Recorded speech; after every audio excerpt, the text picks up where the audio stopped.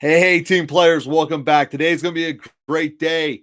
Unfortunately, or fortunately, depending on how you look at this, I give a little misadvertising on the start of today. You are getting Bob, not just me. It's going to be a great episode kicking off week 9, getting these rosters set, sit, starts. You guys know the drill. Let's make this happen, team players, and have an amazing episode. Love your questions before we start, and let's go.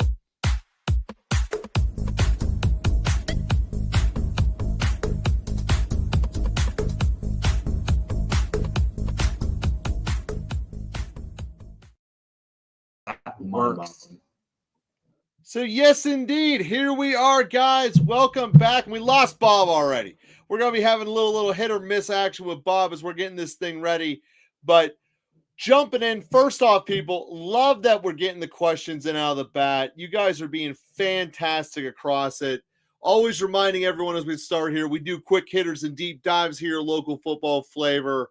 Start your thing over the QH or a DD respectfully. And as always, you guys feeling some love, feel free to share it our way. We have it. So with that being said, let's start off with the first deep dive of the day. Monty, Sharbs, or Henderson with no Ramondre. Also, what tight end do I play with Goddard out? Should we go with Barner or Ingram? So for me, I'm on the starting point there is going to be easier. I'm going to start with Ingram. Everything about Denver, he should be getting more. And the thing he's a high quality player. You can argue that he's more talented than Franklin, even though Franklin's getting a lot of looks. He's just flat out not as big as him. So I would go with Ingram for the simple fact that when I look at our board here, we have Denver projected to score many more points than we do, or correction, we have Dallas projected to score the most points this week. Dallas Beckley better. Seattle is projected to score in the same realm as Denver, but I'm going to go with this with Ingram from the Broncos as my answer on the tight end. Now, what's much more interesting to me, and this is part of why I'm going with Ingram instead of Barner, is that Charbonnet is a guy that I like this week. And when we look at the running game overall, this just screams that Seattle is going to be in that department. Seattle is going to be in a spot where it's going to be running centric. I get that Darnold's throwing the world on fire, but he's throwing it to JSN. So when I look at the first of pick 2 of the 3 between Sharbs, Monty, and Henderson, Sharbs is going to be my first pick when I go there. Now, the next one comes down to a really interesting toss-up. Henderson or Monty. And this gets to the thing we've been talking about for months now. How much do you hate Vrabel today, and are you going to hate him more at the end of the weekend? Because you should go Henderson by all rights. Henderson has no backup with Ramondre out. He has the better situation. He might even be more talented than Monty. But I hate Vrabel. And I don't want to trust him. And I feel like I've said the same thing about any Patriots going back to Belichick. You never know what running back they're going to go with, etc. So you mentioned you have Spears here in this category as well. Spears to me isn't entering the conversation. I'm going to go with Monty, not really for a good football reason, aside from the hat that I hate Vrabel. And I don't trust Vrabel. And that's pretty much where I'm at. So to give you my quick answers here, Mon, it's Monty, Sharbs, and Ingram. Bob, where are you at on this? All right. So just to kind of, for anybody asking about Spears today, one of the things that is my primary concern is that, yes, the Chargers do give up 32 fantasy points to running backs per, fantasy points per game, right? In total. So that's running back 1, running back 2 overall, right? So when I look at RB1s versus the Chargers, I'm seeing that they're only being given around 14 total opportunities. And this throws us under that threshold of numbers that you actually want to be a startable player on your fantasy lineup. When you go to the totality of the Chargers and you look at how many rushing attempts they're giving up to running backs. It's around 17 total with around 5 targets. And if you think that Spears can be absolutely explosive because the Chargers give up a lot of fantasy points to the opposing running backs, it's reasonable to think that possibly Spears is a good play this week. However, that also predicates that they're going to have the ball a decent chunk, and it doesn't feel like the time of possession is going to be in Tennessee's favor. 100% correct. That's the killing factor. So while Spears is an interesting play, especially for garbage time, because there has been news coming down the pipeline, if you look through different various rumor mills and sources like that, that says that there's a chance that Pollard will be traded. And if he is traded, those opportunities will go to Spears. And Spears with 17 opportunities is much better than Spears with 8 opportunities. Oh, yeah, obviously. Yeah, and that's true. Where I want to hit with the concern of Spears garbage time, though, because I get that I'm like the only person who's watching Titans football. And trust me, there's some parts of this is like, why am I doing this?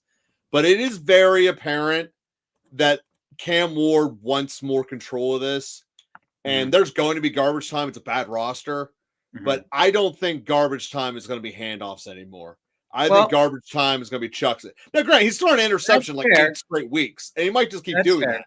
Now, I think that's the reality. So, other point about Henderson. If Ramondre's out, they signed Dearness Johnson, I believe. And they also have Terrell Jennings.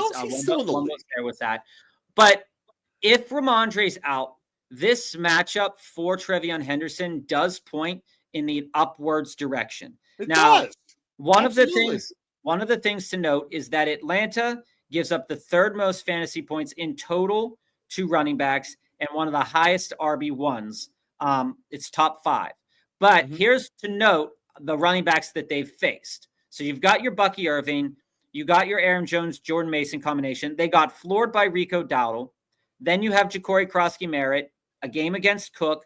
Then you have Christian McCaffrey, and then you have Devin Achane. So it makes sense that fantasy number is high, especially accounting for Rico Dowdle's game that he had. But he's better than Dowdle. That's my point. So I think that if you did want with no Ramondre in, I know what I said last week about Henderson being a drop, but now you look at it. Well, now he has another opportunity. Fool me once, shame on me. Fool me twice, shame on me. Fool me 3 times, shame on me again. But it does indicate that this matchup is going to be a game where the Patriots are probably going to hold a lead. So anybody that still has Henderson, if Stevenson is out, Henderson is a reasonable play this week. I'm not saying he has a high floor or a high ceiling. I'm just saying that he's a reasonable play. There's reasons to not be on him. Then you look at the other players on this list, and Minnesota's not good at defending against the run either. No.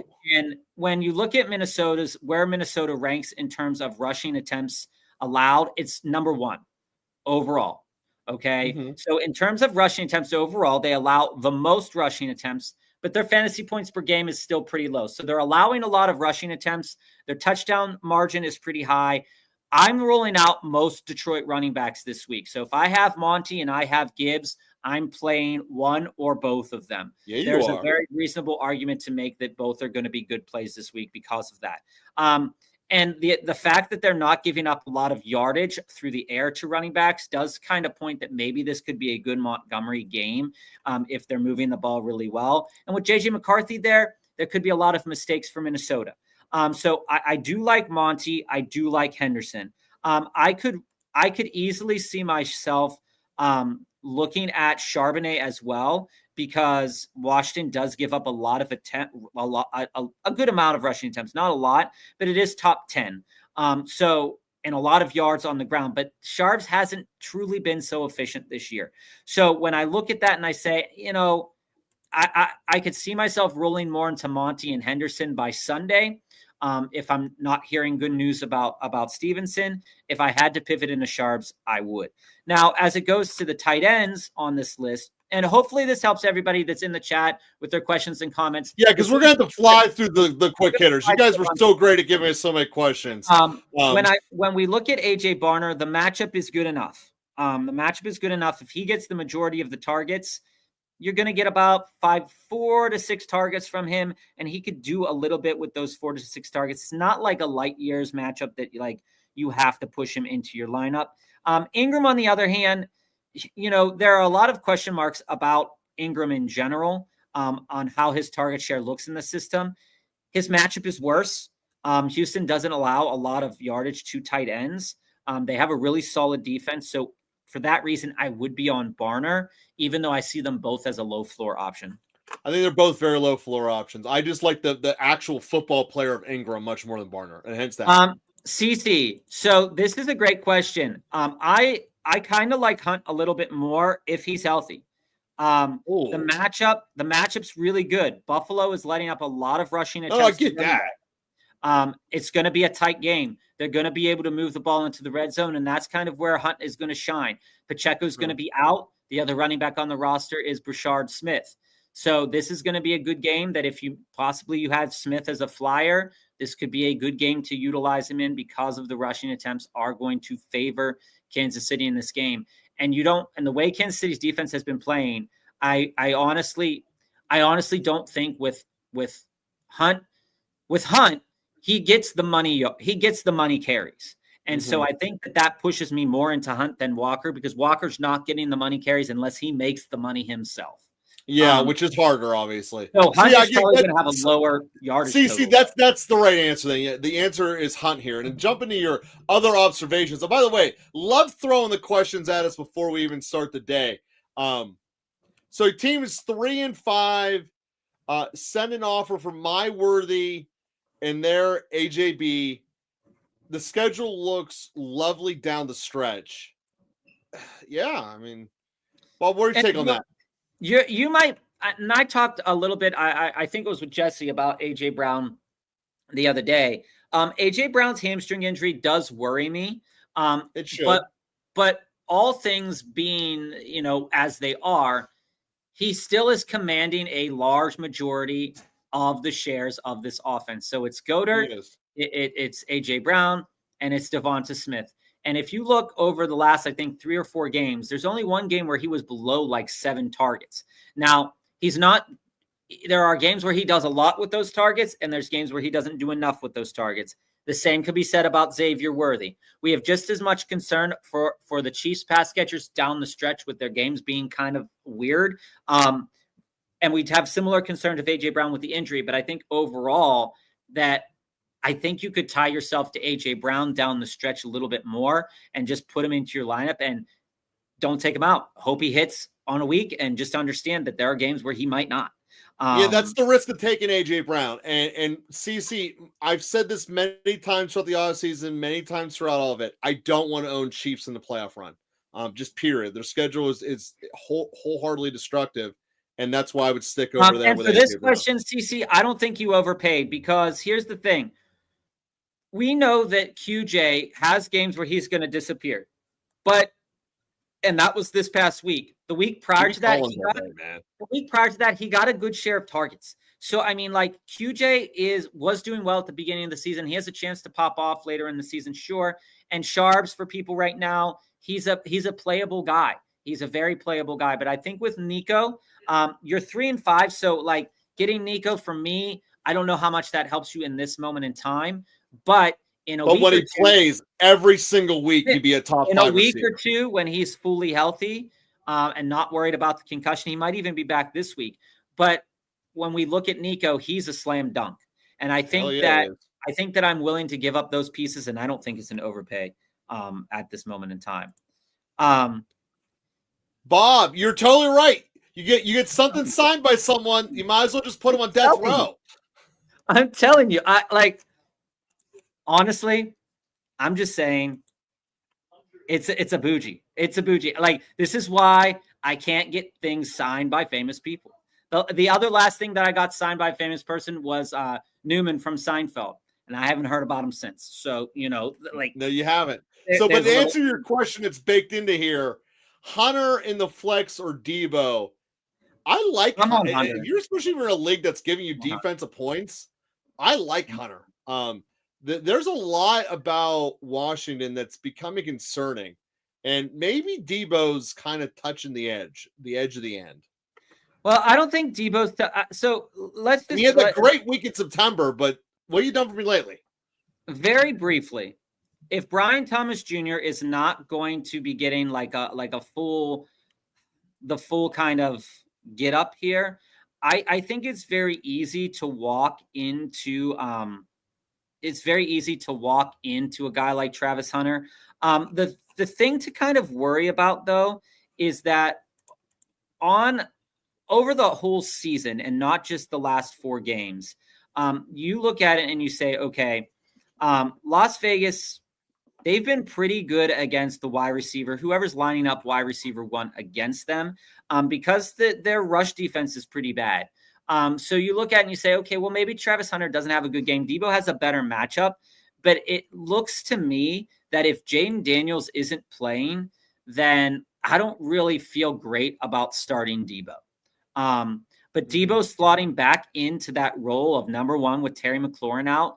And both of these guys, depending on the quarterback situation for Debo, if you're hearing that Jaden Daniels is starting on Saturday, then I'm absolutely rolling with Debo. But I do really like Hunter because he's coming out of the buys. He's going to be used a little bit more in this game. Is he going to get to that mythical 11 targets that he had last game? I don't think so. He probably settles somewhere in the 6 to 7. Debo's probably somewhere in the 6 to 7. Who do you think is going to catch the touchdown? The touchdown most likely would go to Hunter, I think, in that regard. So you could easily lean one way or the other. But I agree. I agree that it might feel cute, but Hunter, dude, rookies coming out of their bye, step up. I mean, I don't think. See, so let me put it this way: I don't think it's too cute to answer your question. Hunter is a solid play this week. So start 1, Franklin, Ted, or Wandale. You cannot fight the volume Franklin's getting. It's been insane for the last 2 or 3 weeks. I gotta play him no matter what. Plus, he goes downfield. Wandale's never gone far enough. Wandale is like the equivalent of having a kid on a leash. Like, that is Wandale Robinson's game. And I want Franklin who goes downfield. Like, all right, I'll see you when the streetlights turn on. That's how Franklin plays football. Yeah, I mean, I definitely see what you're saying, and I totally understand it. I'm not starting Wandale, but I can see a way that Wandale does well if he's hyper targeted, and San Francisco can give up a decent amount of targets to whoever is, wide receiver 1, wide receiver 2 on the team. So I can see that 13 targets at 15 yards. He's that kind of player. I can see that being an interesting play as it goes to Denver versus Houston. I do hesitate to start wide receivers against Houston's defense, because regardless of who the number 1, number 2, whoever Derek Stingley and all the other guys on there is targeting, it's always been a low output for wide receivers facing. Houston's the best defense in the league right now. Yeah. So like in totality, the stats show that they're only getting about like 18 or so targets a game, these wide receivers. And it could be a game that could be a big letdown if you're starting Franklin, but Franklin's hot right now. And I think that can't be underestimated when you look at what's going on in the league. None of these guys really have incredible matchups. And if Bryce Young's not playing, I don't think Tet is a super great start against Green Bay's defense at all. So I think he's not a good start, but he's a better start without Bryce Young. I think by default, I have to land myself on Franklin. Although if I were to go in the other direction, I would lean a little bit more on Tet than Wandale. It's what's up, Nick? I finally made an running back trade. My bad. Finally made a running back trade. Gave up Pollard and Sutton for Chase Brown. Maybe not the best option, but improved on what I had. I like it. Chase Brown's schedule looks good down the stretch. Now I'm careful. He's not getting. They benched him. Well, they didn't bench him. You've been better off getting P. Ryan off the waivers. They didn't bench him, Joe. P. Ryan has a role. P. Ryan has a role with this team, and that isn't going to be forgotten. But the last 2 games, Chase Brown got 73 yards rushing and 108 yards rushing. The reception total is down because Perine's getting a little bit more of that action. So I'm not really worried about this. And for the fact is that Pollard is a trade candidate. I don't see Tennessee keeping him, but also I don't know what situation Pollard will land in. So I can't tell you if that's going to be great or not. And Sutton is a great option, but if you're worried about the emergence of Troy Franklin, this was a good time to sell Sutton. And the only thing that I have a concern about with Chase Brown is if Joe Flacco's hurt. So Joe Flacco's dealing with the AC sprain. If that continues or if that lingers and Joe Flacco can't break it open over the top and they have to go back to Browning, Chase Brown is going to suffer again. So I do like the trade. I do like the trade overall because I like the impact that Flacco has on this team because he's pushing the ball downfield, and that's what we know Chase Brown needs. We know Chase Brown needs space, and we know that he needs a quarterback that's going to push the ball down the field. And Nick, what I love most about this question is that it directly contradicts what Bob ended the show with on Monday. No one ever trades bench players, and that's all you moved right there. Is the Rams a solid start on defense this week? I have the Rams and Texans as the two best defenses this week. So, yeah, Rams. I think I am pushing out the Rams this week because they're facing Tyler Shook again, a quarterback they've never seen before, but also a rook. So that's going to be something that I think. I'm having a big debate between the Rams and Packers as my suicide poll, Bob. Now, that's a good debate to have. I think I'd probably lean at Packers, but yeah, I think Packers a little bit more. Nick, and I think it's fair to rule out Pinheiro again. When you look at San Francisco's playing the Giants. They're going to have opportunities to definitely move the ball, and I don't think that Pinheiro is going to get locked out again. You always come in and it's worrisome when a kicker comes out with the game that he had last week. But again, one thing to keep your eye on though, Nick, is that the weather up here in the Northeast isn't great right now. And so I would keep my eye on any developing weather pattern because this is that time of the year where you want West Coast. And I think that's where Pinheiro works really well at. But this game is in the Giants' home. So I would continue to watch the weather. And if there's gusts of 30, 40 mile an hour winds, I'd probably pivot out of him. And we apologize for everyone for that kicker segment. Hopefully there won't be another one.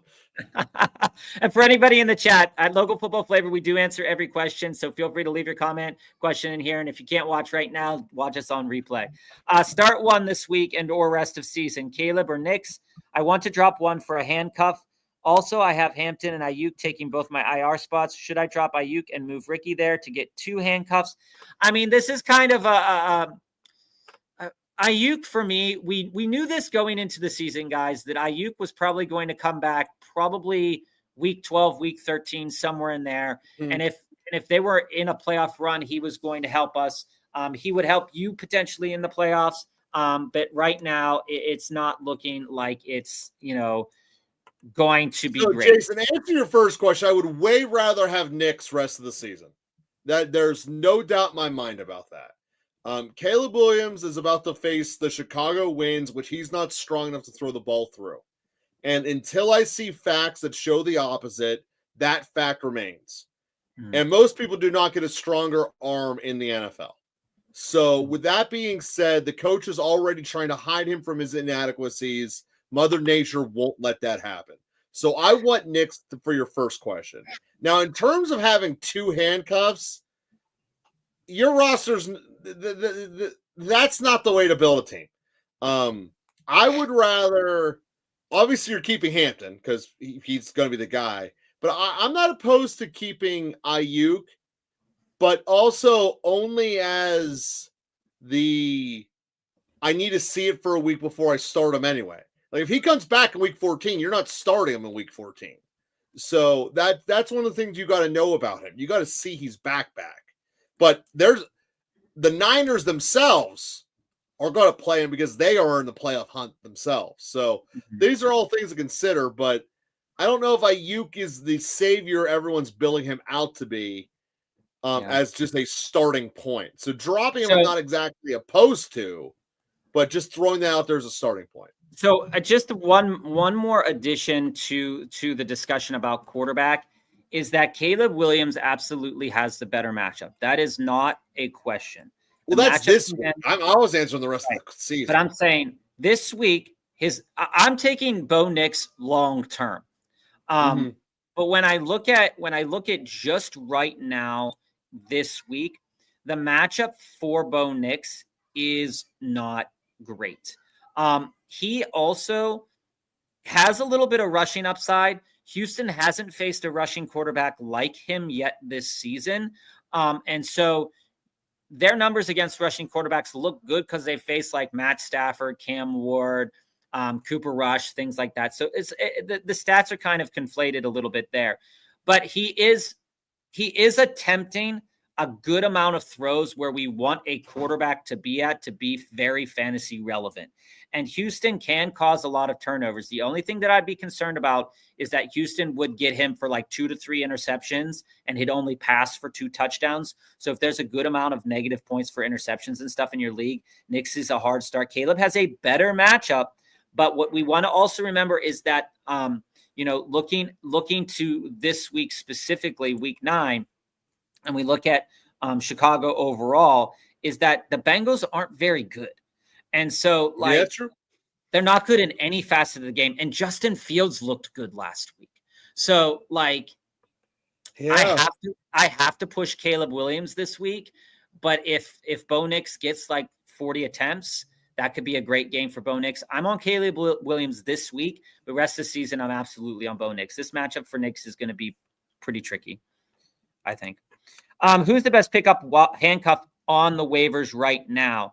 Spears, Tootin, Gainwell, Tank, Chubb, Monangai, Pirine, or Singletary, Wilson, Sampson. So I would rank that as Spears than Monangai. Yeah, I'm on Spears, Monangai as well. I like Monangai a little bit more than Spears, but I like them both very much closer together. The guy that I'd probably, and then all the other guys are kind of wait and see injury guys, wait and see who gets traded kind of guys. Maybe Pirine. Pirine has a role. Pirine's role and Sampson's role, I think, will be interesting moving forward, especially if Judkins is proving that shoulder injury is a little bit more than they're letting on. And Tank, if Saquon doesn't play, Tank Bigsby could be interesting. But I like the day Tank Bigsby becomes a thing will be the first day Tank Bigsby was ever a thing. Start one this week and rest of the season. Ertz, Fant, Theo. I have Dart, TJ, Schultz, Ingram, Loveland if Kmet is out. So I'd be on Loveland if Theo. I like Loveland if Kmet is out because the Bengals can't stop tight ends either. Bengals can't stop anything. When we look at it's because of the Chicago's going to blow this game, by the way. When we look at tight ends, when we look at tight end matchups, if Daniels is playing, I think I'd play Ertz because Ertz and Daniels always seem to have this touchdown connection, and I like that. But Seattle doesn't give up a lot of touchdowns to tight ends. They give up a good amount of receptions, and Ertz isn't always the fastest. So keep that in mind. Noah Fant is also very interesting. I don't see a touchdown for Noah Fant, but Chicago gives up a lot of receptions to tight ends as well. And then you're going down to Cincinnati here versus Chicago. Cincinnati gives up about 1.25 receptions to tight ends per game. So I think that by process of elimination, if all these players are basically in the same category, you go with the one that has touchdown upside, and those two with touchdown upside are Loveland and Ertz. And the Ertz side just depends on if Daniels is starting, and the Loveland side is just dealer's choice. Are you willing to take the risk of them just being so bad against tight ends in the past? Even Connor Hayward was the only Steeler that didn't catch a touchdown that week against Cincinnati. Is that? Am I thinking of that? Jono didn't. Connor did. Jono did. Jono did. Start one tight end this week and rest of the season. Henry, Juwan, Fant, Ertz, Theo, Loveland. Like I said, I'm on Loveland today, but I still love Hunter Henry rest of the season. I think it's hard to fight against. Hunter Henry's in a tier that the rest of them aren't. Juwan's interesting, and that just depends on Shuck's development. Start 2 wide receivers this week. DK, Nico, Pearsall, and Pickens. I'm going Collins and Pickens. You can't start Pearsall. If Nico's tracking that he's playing this week, I haven't read news that he wasn't. if Nico's tracking that he's playing this week, I do like. I mean, how could you not like Nico? The matchup is not great though, because again, going up against Denver, if he's I getting have him in the category that supersedes matchups. if he's Patrick Surtain, that could be rough. DK's an incredible matchup. The Colts secondary hasn't been very good. The Colts have kept games pretty tight for some games. Jonathan Taylor always has the chance to blow their back out, which is highly probable to happen with the Steelers defense the way it's playing. So I would tend to lean on DK here. I know it's weird, and I know that you guys know that I'm not a big DK guy, but like I can't go against what we see on film and on tape all the time over the past couple of weeks. So, DK is a play for me for sure this week. And then when I think about Pickens, Pickens is an absolute banger of a start. I think I'm on DK and Pickens, and I'm going to pass on Nico this week because of the PS2 treatment. Which is the best handcuff pickup here? Tank got Barkley, P. Ryan, Bouchard. It's Bouchard. It's Bouchard. Yeah. There's not even another thing to add there, Jason. It's Bouchard. And again, guys, we're going to clear through a lot of the questions that are coming in. And if you don't hear your question right away, feel free to sit tight, and we answer all questions here at Local Football. And also, if you're getting love, feel free to use that link. Share a little love with us. Who would you start between Sutton or Tracy this week? Again, I'm going Tracy. Sutton's a hard start this week for me. I'm on Tracy because if he gets the bulk of the carries in that running back room, San Francisco has been proven to let up a good chunk of a good share of yardage to running backs, especially in the passing game. So if they can get him going in the passing game, that's going to be a good game for Tyrone. I'm on Tyrone. Bowers or Kraft this week? You can't sit. You can't sit Tucker Kraft, man. You can't sit him. You can't. The matchup again. When you think about matchups and you look at Kraft's matchup, it's one of the tops in the league right now. You really don't need to dive deeper into it. Carolina's giving up seven targets a game to tight ends, and Tucker Kraft is amazing right now. So I'm on Tucker Kraft. Is it a good idea? Nick, I would need to see the rest of your roster to know who I'm debating benching Brown for, but on the surface, Brown would be one of the three of Genty, Warren, and Brown would be the first one out in my book. I think Brown's in for me because Chicago's defense is not good at stopping the run. Well, without knowing who the flex options is fighting against I can't really answer the question. I don't think it's a bad idea. I mean, Genty for me isn't like a world beater right now. So like, I don't really like that. Jason, we'll get to your deep dives here in a moment. We're going to keep going through the quick hitters. So when I look at this, Nick, if Flacco's playing, I'm starting Flacco. And that's the long and short of it. I think that Trevor Lawrence can do well against this secondary. But again, they're not giving up a lot of passing touchdowns, the Raiders, oddly enough. And so I look at it and say, it's Flacco. If Flacco's starting, you start Flacco. Yeah, no, that's the answer. But if he's not, you obviously have the choice. The weather has been shit here over the last 2 days. It was raining. It's back to gray Pittsburgh. What's happening, Jesse? Better flex start this week: BTJ, Jacoby, or Booty. Well, Booty's been put up numbers, but it is hard to stop going BTJ. Again, they're coming off of a bye. They know how talented he is. I got to think that they're going to force it to Hunter and BTJ a lot. And that's why I would go BTJ on the optimism post-spy. Plus, Raiders. Yeah. Well, I mean, again, like I said, over the entirety of the season, the Raiders have given up, fifth most points to fantasy wide receivers. Playing?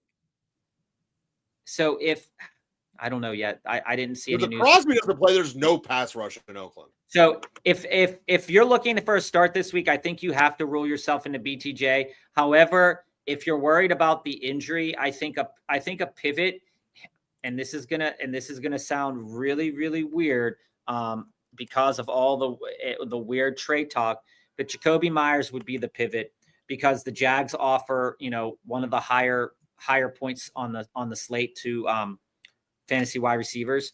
So I'm on that. Booty's a hard sit. I don't care at all about the trade talk. Booty could do a lot with a little bit, but I think I'm going Myers. That's what a good booty does for you. I mean, just the way it is. I'm going Myers on that. Would you guys trade Judkins for Brown and Chuba? I don't want Chuba, Jesse. I know you. I know. I talked to you a little bit about this. I want Judkins. This is for anybody that is worried about Judkins. Is that we don't know. Nobody is sharing yet what the significant long-term effects of this injury will be. There's news to say that maybe it's only a week, maybe it's going to be 2 weeks, but you need to win right now. And I don't think that Chuba offers you any win now potential. It doesn't. So maybe that's overhyping the news that Rico's going to be the hot hand starter. But even when you look at their schedule upcoming for the Carolina Panthers, just give me a minute here. This will answer a bunch of Chuba questions if there are any. The schedule is looking like this coming up for the Panthers. So after this week they play the Packers. Next week they play the Saints. Then they play the Falcons. And there's a good chance that Rico Dowdle will be super relevant against the Saints and the Falcons and the Niners. If you think that Chuba is going to answer your prayer right now, then you can take him. But the other thing to keep in note is that Chase Brown has a bye more week. Likely to. Chase Brown has a bye week next week as well. So, you're eating a bye to take a bye, and Chuba's not really deflecting that much. So I really wouldn't do that. KJ, better running back to start this week. Rico, Henderson, Harvey, or Kyle Monangai, full PPR. I think it's okay right now to lean a little bit into the Dowdle bus. Again, the matchup isn't great. The matchup isn't great. Okay. But if you wanted to lean into it, you could. And again, I'd personally go Henderson. Henderson it's a hard start. I know it's the Vrabel crazy man thing, but all the math says Henderson should go off. All the math tells me that if Zonovan Knight's on your waiver wire, pick him up and start him over these guys. Just throwing it out there. Just throwing it out there into the ether. But I'd be on Rico. Because they're going to have to make it competitive. They're going to have to use their explosive playmakers. Henderson is a reasonable play, though. I think. And don't forget, Joe. And if you want, and KJ, if you want my honest opinion about Kyle Monangai, the matchup is proving to be incredible if he's going to get a reasonable amount of looks. He has a top 3 matchup this week. So if Kyle Monangai is going to get a good share of looks this game, he can absolutely feast. And so if Rico Dowdle is probably going to get 15 to 20 kind of looks. Henderson, if Ramondre's out, is probably going to get a total of like 14 looks.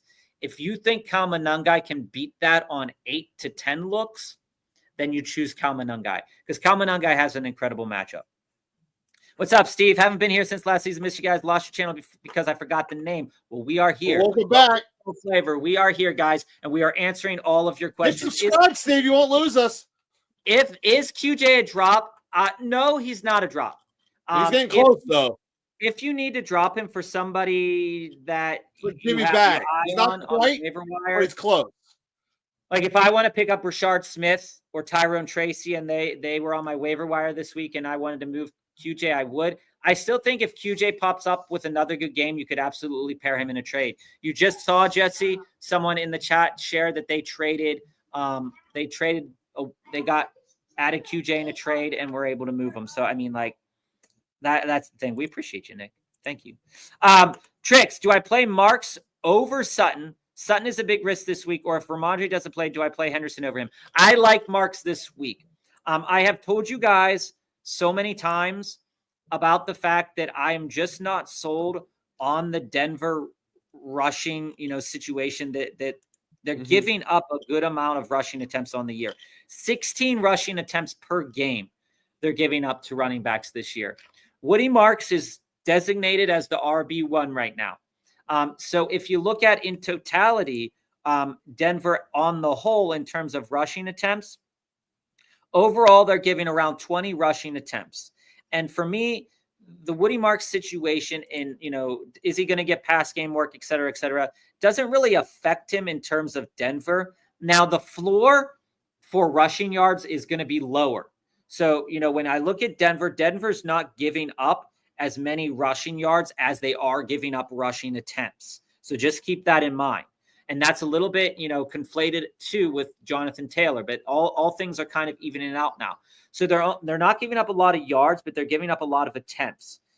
And I think that when we look at Houston and how hot they can be, if they move the ball closer to the end zone, that Woody Marks will get his fair share of opportunities to get a touchdown. So I do like Woody Marks this week. And if Ramondre doesn't play, do I play Henderson over him? If Ramondre doesn't play, I would consider starting Henderson over him. But again, Vrabel hates Henderson, so take that for what you will. It is a bad thing. Also, quick hit here, Pitts or Kincaid in the tight end spot. I like Pitts. Pitts has been flying under the radar in most circles most of the year. He has an incredible matchup against this secondary. New England offers a 5th most fantasy points per game to tight ends and a whole boatload of targets. So if Pitts is going to be targeted, it's going to be in this game, and he's going to put up a good yardage total. I like Kyle Pitts. With JD5 banged up and Seahawks D being savages, would you start Darnold over JD5? I think there is a timeline where I could be convinced to start Sam Darnold over Jaden Daniels this week.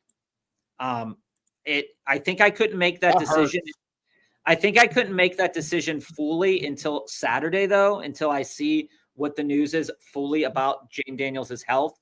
But Washington is allowing around 20 points per game to quarterbacks. Sam Darnold can absolutely eclipse that. And one of the things to note about Washington is that's coming mainly in passing yards. They're allowing a lot of passing yards. So if that's the case, I think you can definitely do Sam Darnold. And if Jaden Daniels had a great game, I still wouldn't be mad about starting Sam Darnold. Honestly, tell you the truth there. Got sent a trade. Okay, I give up Jettis, Javonte, and Amon-Ra and Chase Brown. By the way, for Chase. Wait. Oh, and get Amon-Ra and Chase Brown. Joe, how do you feel about that? I know you're a Jettis. I know you love Jettis. I know you love Javonte. The problem's the running back. I cannot give up Javonte Williams. Guys, I cannot emphasize enough how much I am not on the Chase Brown bus. I might be the captain of the fire Chase Brown. Like I am so unimpressed by his lack of ability to break a tackle, his immediacy to go down, and his no toughness or ability to crack a hole unless he's playing the Pittsburgh Steelers. So I have no desire to see any of it. I don't want Chase Brown anywhere near my roster, so I cannot give up a top 5 running back for someone who's a bottom 5 bench warmer. Period. So Jonathan Taylor and HN, Santiago, Jonathan Taylor and HN on your team definitely makes me want to push myself into Amon-Ra, but I can't give up Javonte Williams and Jettis. I think Javonte Williams is again, he's on a team with a top 5 offense. And yes, they do struggle at times. Their defense hasn't gotten any better, guys. So you look up the matchups coming ahead for Javonte. No, it ain't gonna either. You have Raiders, Cardinals, Eagles, Chiefs, Lions, Vikings. There's some bad matchups, but there's some very solid matchups in there. And again, when you're in your fantasy playoffs, it's good. It's a good matchup again. Vikings, Chargers, Commanders. So I don't think you can give up Javonte Williams. He's a very good flex spot. And the difference between Jettis and Amon-Ra is right now impactful enough, but it's just not enough to clear that floor of Javonte Williams. So I'm on Javonte Williams there. Wumbo. I love that news that the Patriots were in need of a running back before the deadline. It made someone drop Henderson in one of my leagues, and I picked him up. So now I'm invested in this craziness. Welcome to the club. Welcome to the club. Absolutely love it. You hate Vrabel shirts. Start 2, Quincy. Flex Henderson, Ken Walker, Harvey, Woody, Chuba Hubbard, Kyle Monangai. So for you, I do like Woody this week. And we talked a lot about the player. All of these players we have already talked about today. So if you want like a big brain move, it's Woody and Kalmanungai. If you want to feel confident in your decision, even though there's a little bit of craziness there, I think you got to go Henderson and Woody. But again, I do want to lean. Woody was my answer, so yeah. I do want to lean a little bit into that matchup from Anungai if I have the chance to. But if you go back in and we can, if you want to talk about this later with us, we can. Dropping Brashard Smith for Hunt, was this a good move? I think it's a fair move because I do love Hunt this week. I think Hunt draws a good matchup this week. So Hunt is touchdown dependent, though. That's the thing to know about Hunt, where you might get a couple more yards out of Brashard Smith. Hunt is where that money could be. And the page, Brashard Smith could jump Hunt this week and never look back. There's the chance. There's a chance, but they love Hunt too much, Joe. Like it is an Andy Reid thing. If they had a different coach, it is an Andy Reid thing. If he had a different coach, I'd tell you that's true, but I don't think it's true. I like both though. Don't get me wrong. I like both. Nino, did I give up too much? I wasn't very confident in Hampton anymore, especially with how good Vidal's playing. Vidal's doing really good. I sent Hampton and Sharps for Judkins. I like it. No, because that's a perfect win now play. I mean, Judkins is a better situation for now, and he might be pushed to Hampton when they return. Even if Judkins misses 2 weeks, like he's projected to probably miss, he's coming back before Hampton. He's going to have his bye. He's having his bye this week. There's not going to be a lot of practice for him. I think that was a very good trade. And trading out of Sharps is not bad. Now my running backs are Achane, Brees, Judkins, Swift, Rashard. This is gonna help you now and in the future, because when Swift becomes not viable anymore, you have 3 other viable players on your roster. Love it. Scorpion. Curious who you guys prefer at this week, Goff or Love? I'm leaning Goff. Feel the Lions are going to score a lot more points on the Vikings, but the Packers having a great matchup as well. Here's the thing. This is what we've said about both of these teams. There is a very strong likelihood that neither of these teams will have to rely on their pass catchers so much. That's true.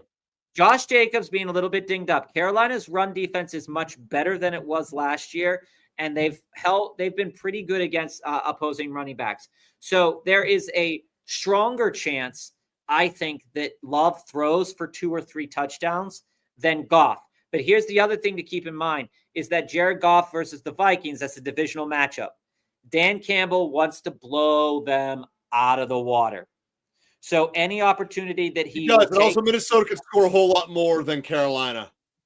So for me, they could easily pull the foot off the gas pedal, but Dan Campbell will not let them.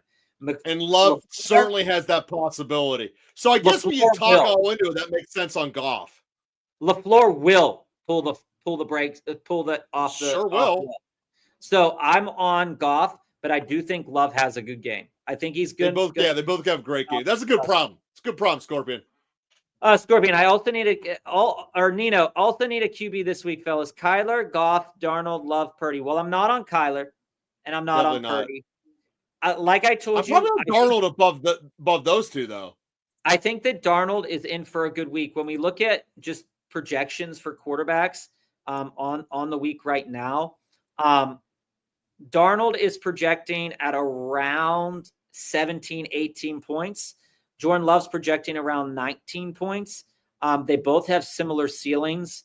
Like I said, the only reason that I'm saying maybe pump the brakes on Jordan Love is because LaFleur can absolutely take the brakes or take the gas pedal off. Okay. So I like Darnold over those guys this week. Goff can have a great game too, but I value Darnold a little bit higher than those guys this week. Amon, Diggs is questionable. If he misses, would you prefer Shakir or Henderson Sharps? Amon, I never prefer Shakir. Shakir will always be a guy that is one broken touchdown away from a great game. Okay. He's always a lower kind of floor game. The matchup against Kansas City here is a good matchup for him. So if they want to win the game, they're going to try to they're going to try to feel out Mahomes in this game. This is going to be probably a barn burner of a matchup for these teams. I do like Shakir this week. Now, if Stevenson is out, I like Henderson a little bit more than Shakir. But just to keep in mind, again, just if you go into the stats of Shakir, he's getting between 4 to 9 targets a game. When he's getting 4 targets, he's, almost irrelevant. He has to get the touchdown in order to be relevant. Okay. So we're looking at games of 12, 2, 15, 18, 11, 6, 21. And 21 is where he gets the touchdown there. And so all of those higher scoring games were the touchdown. You could see a touchdown for Shakir this week. So I think it's okay to be on Shakir this week, Joe. So the reality is the highest ceiling one is Henderson, and it all depends on what your roster needs right now. Joe. Quincy, talk about first world problems. Bench Lamar or JD. I can't bench Lamar. Lamar on the spotlight. He always goes nuts on Thursdays. It's his world. Well, here's the thing, right? If Jaden Daniels, okay, Joe, you're saying Jaden Daniels is playing this week, Yeah. I'm still playing Lamar. I am more concerned about Jaden Daniels returning than Lamar returning. I think Lamar could absolutely go ham on this Miami secondary. I think so. And here's the thing, because Lamar is tonight, if you don't play Lamar and Jaden Daniels isn't going to be a full go, then you the only way you wouldn't play Lamar is if he's benched tonight, or if he's injured, or he's not coming out of it. But I'm going Lamar. Start 2 wide receivers, 2 running backs, 1 flex. Well, I'm on DK. I already told you why I was on DK. I'm on Zonovan Knight. You can't get me off Zonovan Knight, okay? Incredible matchup. You're going to be on Manung guy because I know you. Then when I look at this wide receiver room, I think you have to play London. I think you got to play Travis Hunter. I really think you got to play Travis Hunter. That's the answer. So your answer is DK, London, Hunter, Xavier, and Manungai. Yeah, I think so. All right, so again, we're going to save the deep dives for the end, guys. I'm going to personally have a hard out at 5. Just to let you guys know that I forgot to put Bill in the knee. Bill doesn't matter in there. It's still Woody, and then you can choose between Henderson and Manungai. I prefer Manungai. Joe prefers Henderson, but I don't think Bill is in the conversation this week. Jay, sit 1. Travis Hunter, BTJ, Bam Knight, Woody Marks. Damn it, Jay. I'm probably sitting Marks. There's a chance Jackson. Lawrence is going all or nothing this week. He's either throwing 5 touchdowns or he's getting traded. In the offseason. Yeah, in Lawrence, this one, off of his bye, they're either doing classic Jacksonville of dying after going overseas, or they're going to be a team. And if they are, it's going to be on the back of Lawrence. So I'm okay with both Jacksonville receivers. And Bob, you love Bam Knight, and I don't get it, but I'm not going to fight it either. Yeah, you don't have to fight it. The matchup is great. When I look at, I don't really like starting 2 Jags. I really don't like starting 2 Jags. But again, like I said before, they're offering a lot of fantasy points per game. There's a lot of room in there. The only reason I don't like to start 2 Jags is that Trevor Lawrence could absolutely throw a touchdown to Parker Washington or Diami Brown, and starting 2 Jags will be irrelevant. So I don't really want to die on a hill with Trevor Lawrence.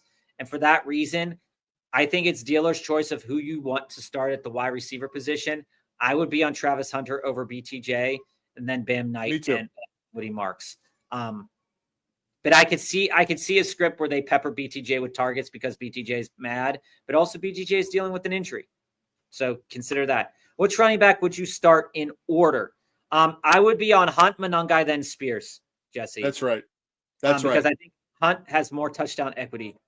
Can't believe we are already in week 9. Steve, it's wild.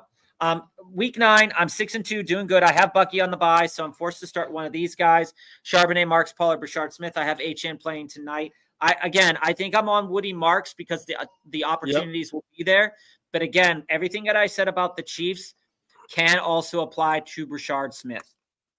I think you just have to take what. I think Marks is a much safer play, though. Yeah, what is your risk aversion there? Again, Buffalo's offering 21 over the course of the season, 21 total attempts a game to running backs. When you go back to just the last 4 games, it's 24 attempts. So watch injuries, Ed Oliver, et cetera, et cetera. Brashard Smith could be a good play this week if all of the Bills' defensive line is healthy. But again, I think Hunt has a good spot. So I think I'd roll Marks in your lineup. But I could see myself pivoting into Brashard Smith if I think if I thought he'd get more opportunities come Sunday. Starting wide receivers are Diggs and Pickens. I have Worthy in the flex. Should I start Franklin or Downs over Worthy? That's a great question, actually. I would start Franklin over Worthy. Now, here's going to be a fun one, Joe. We living in Pittsburgh, guys, love the Pittsburgh Steelers. But the Pittsburgh Steelers over the last 4 games have been straight ass to wide receivers. Sure. I know Jamar Chase has been in there as well, but they have been straight up doo-doo. And when I look at how many targets this Indianapolis team can throw to their receivers, I think that Downs is in a really incredible situation. Just note that if you are ruling out Josh Downs, you are ruling out a wide receiver whose opportunities could potentially be limited. Last week he had 3 That's why targets. I go Franklin. The week before that, he had 0 because he was out. And the week before that, he had 7. So his targets are going to fluctuate, but he can do a lot of damage against. If they have him against Slay, forget about it. Josh Downs for the win. But they did just bring in Kyle Duggar. I don't know how much that will help this secondary. Duggar's replacing that safety that got hurt. I don't know how much that will absolutely help with Deshaun Elliott out. Franklin is the targets. If you're chasing targets, it's Franklin. You always should be chasing targets. But I'm saying depending on how you're building your lineup for the week, if you're chasing targets, it's Franklin. If you're chasing a touchdown, he's got Diggs in there. If you're chasing a touchdown, it's Downs. I think Downs is going to get Franklin this week. Traded Judkins, McBride, Shaheed for Rice. Ooh, Josh. Ooh. I have Warren. I think it's a bit much. Warren, and you were debating every week between playing Warren, assuming that's the running back Warren from the Steelers, and you were debating. No. I think that was Tyler Warren. That was Tyler Warren. Oh, that's right. Yeah, we've gone through his roster. Well, either way, Tyler Warren and McBride is still a debate as well. So ultimately, you saved yourself a headache of starting the fight, and basically you moved Judkins for Rice, and I would rather have Rice at this point. Josh, I think that you have a very strong case there because Rice will have a chance of being right there with Garrett Wilson in the possibility of the most points per game, but not show up in the top 20 receiving list. The curse is broken, Jesse said. Pat Fryermuth practices. Lordy. That doesn't mean he plays. Stafford or Knicks this week? It's Stafford. Jesse is Stafford for me. Stafford's in the better matchup. I am putting Stafford into a bunch of DFS lineups as well. If you want to know projection-wise where that stands, Stafford's projecting at about 20 points, and Knicks is projecting much, much lower than that. So yeah, it's Stafford for me. Next one here. And guys, we will get to the deep dives before Joe goes. So we're gonna roll into some deep dives very, very soon. So I have Ferguson going on bye next week. Better tight end stash, Loveland or Likely. So if Lamar's back, everything that I told you guys is absolutely true about Lamar Jackson and his tight ends. Just the question is awesome. It's just the question is what those tight ends will do. Now, if I'm looking for a tight end play over the next 2 weeks, if Cole Kmet's injured, Loveland is interesting. I don't think if I'm stashing a tight end, I like both of these as stashes. I think that Lamar will kickstart this offense, and I do like Likely's chances of hooking up with Lamar over the next couple of weeks a little bit better than Loveland's, but I do think Loveland is very interesting this week. How do you feel about that, Joe? And KJ, obviously, we're going with the assumption that you're in a super deep league. And it's just a stash. I generally don't condone the practice of stashing tight ends, but likely would be the one I would pick if you're going down that direction. Yeah, and Week 10's matchup, when you look at the Ravens, they play the Vikings, and then the Bears. The Bears in Week 10 play the Giants. So if Cole Kmet's dealing with an injury, Loveland's interesting. What's up with start Dowdle or Spears PPR? So if you watched from the beginning, I think that both of these plays are really interesting, especially considering the stuff with Tony They're Pollard. both low end, though. You got to be real about it. The stuff with Tony Pollard potentially moved and whatnot. When you look at Spears, though, in general, and you look at this matchup, again, the Chargers are giving up a lot of fantasy points per game to running backs, but they're not offering a lot of attempts. So where those points are coming from is touchdowns. And if you can see Spears taking a long one for a touchdown, then Spears is your guy. I don't know if I see that this week unless it's garbage time. And Dowdle, for the most part, for some people, is not a playable asset this week. For others, it is. Dowdle's in a slightly more difficult matchup that's not giving up a lot of fantasy points, but they are letting up more rushing attempts to running backs. So for that reason, I think I'm on Rico Dowdle over Spears. But if you like the chance of Spears getting a garbage time touchdown, I think Spears is a good play. Drop Hunter Henry or Hawkinson. I think it's fair to drop Hawk, but it's definitely fair to drop the Hawk at this point. I actually cut him last week. I do think JJ McCarthy does connect with him in some way, but if I need a roster space, I'm dropping Hawkinson. Yeah, you have Warren. It's not a factor. 2 running backs, 2 wide receivers, 2 flexes. It's Derrick Henry. It's Vidal. No questions asked. Those two guys are in the best matchups this week. In terms of flexing the wide receiver options here, like I told you earlier, I think putting one of those Jaguars wide receivers in your lineup is fair. Which would be Hunter. And I would land on Travis Hunter. And just understand also with T. Higgins' targets have not essentially gone up at all. But this Chicago team is not really good at stopping much of anything. They're not. But they're going to focus their attention on stopping Jamar Chase if they can. If Flacco's playing, I'm on T. So for this discussion right now, it's Henry, Vidal, Hunter, Higgins are the guys that are I'm definitely starting those guys. Now coming to the flex, like I said, I could see myself starting Myers also. I don't really like it so much, but I could see myself doing that. Dobbins is not in a great matchup. Okay. Mm-hmm. They're letting up a lot of attempts, but they're not giving up. It's a low floor across for the yardage. And if he doesn't get a touchdown and they do this Harvey stuff for touchdowns, I think that Dobbins is a hard play this week. I like Hunt. So Hunt will be my next flex, will be my first flex. Hunt's one of the flex. That's right. And then, like I said, if you want to start both Jags wide receivers, go for it. And he would be your other flex. If not, I think I'd lean Jacoby. And my answer would be both the Jags wide receivers and Higgins. Wumbo coming with the news. Monangai might be an auto start since Swift missed 2 practices and might be out. If Swift then that's out, the answer then. I mean, that supersedes pretty much everything. Is the dude. CMC for Bucky and Olave, I wouldn't do that, Nino. Give me Bucky and Olave all day. I wouldn't do that. I don't. And I especially wouldn't do it because I don't know how Shook is going to be with Olave right now. And I think you're putting the cart before the horse because we don't know when Bucky's coming back either. So to lose out, I admit I'm putting the Buck before the horse, but I love the Buck. I do like Bucky. I've been following you guys all season. We appreciate it, Jazz. Flowers tonight or Waddle for PPR flex, and who do you have winning the game tonight? I like Waddle. I like Waddle in this game a good amount. Roquan Smith, I believe, is back, and he's going to try to get after Tua a decent amount. So Tua's going to have to release it, and he's going to have to get the ball to Waddle. The secondary for the Baltimore is not very good. And so that's a nice way of saying it. When I look at it and I say, Waddle's got a good chance to be really good this week.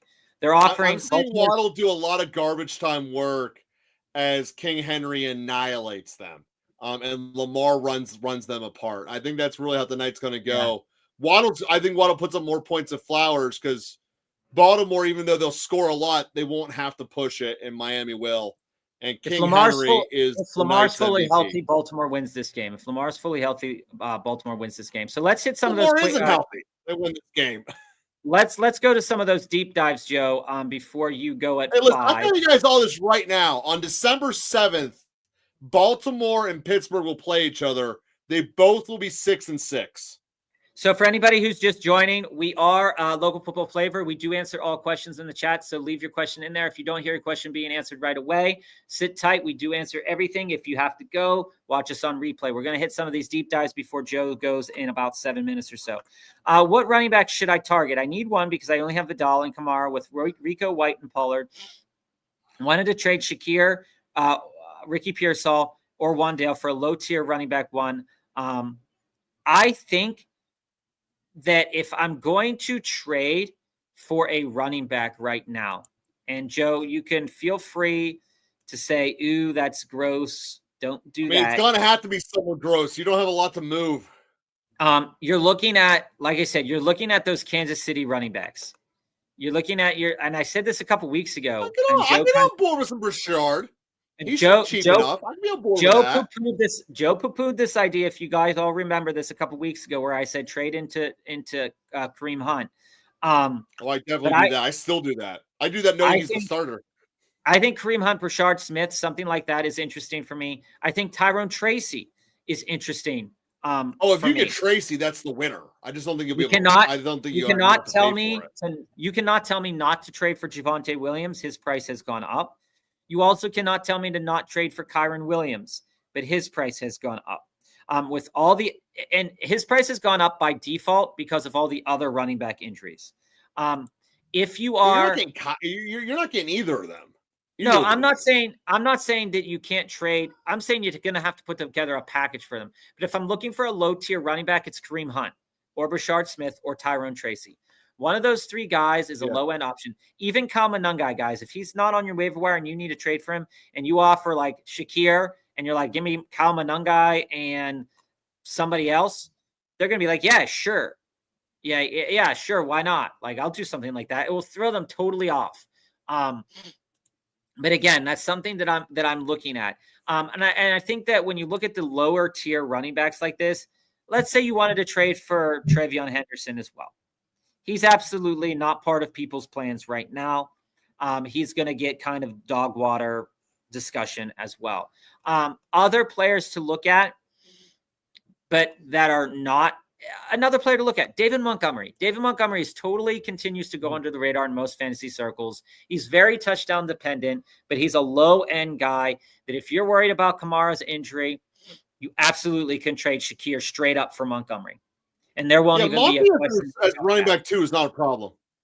And I would do something like that. If I wanted to get a low-end running back. Within the price tier you're talking about there. Yeah, it's absolutely within the price range. So I think Shakir for a Monty style is perfectly fine. I think you can also move Shakir into a Sharbs. Maybe you'll get something else with Sharbs as well. Maybe Brashard Smith and Sharbs. And Shakir into Hunt and maybe a piece, I think would be something that other people would also think about doing. Ricky Pearsall has no value right now, guys. I'm sorry to say it. As an owner of Ricky Pearsall, he has no value right now. He coming back from the injury and whatnot. Wandale straight up into Hunt, I think would be fair. I mean, I don't know anybody that is looking for Wandale right now. They'd be looking again. It's a bench trade. Bench trades don't normally happen. Do I need to trade for a wide receiver? I have Terry as my wide receiver 4 or 5, but he's done for the year probably. Yeah. If you guys watched us a couple, like 6 weeks ago, I shared some news from that doctor that I follow on TikTok, and he presumed that he would be out the full year too, looking like that's probably going to be the case, at least for the full fantasy football season.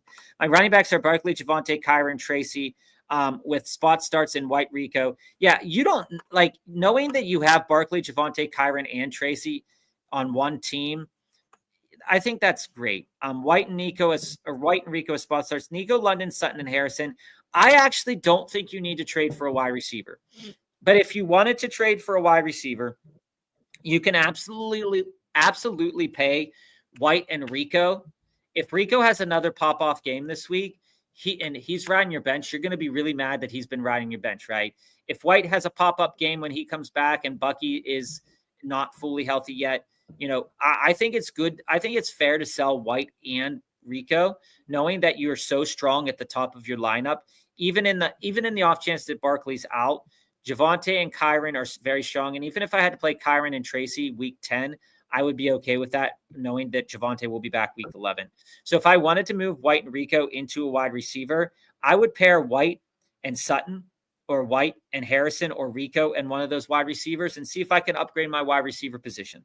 There's not many wide receivers that I kind of want right now that people would want to trade away. So you'd have to make the deal like really, really good. I think you could walk yourself into a Pickens potentially, because his bye week's coming up in week 10. If you wanted to, I like Pickens. If you can move Sutton and one of those running backs, people will think you're overpaying. If you like Pickens a little bit more, that's a guy that you could walk yourself into. You could put together a package. Is a nice spot on a team. London, Nico, and Pickens. You could put a package together for a Rashi if you wanted to pay the Rashi price. A guy that's flying under Pickens than for what it costs. I'd rather have Pickens. Yeah. If you have somebody in your league worried about JJ McCarthy, you can absolutely move into a Jordan Addison by moving one of those running backs. Oh yeah. If you were to move like Marv and one of those running backs, you absolutely could get Jordan Addison and something else back. So the reason I say Addison is he has a good schedule, but we're unsure of what JJ McCarthy will do. So that's kind of like the long and short of that. Hopefully that helps, and we can talk about that more. Pickens is the safest play of that group. I do think Pickens is the play to go after there. Would you guys trade Hall for Pickens and Franklin?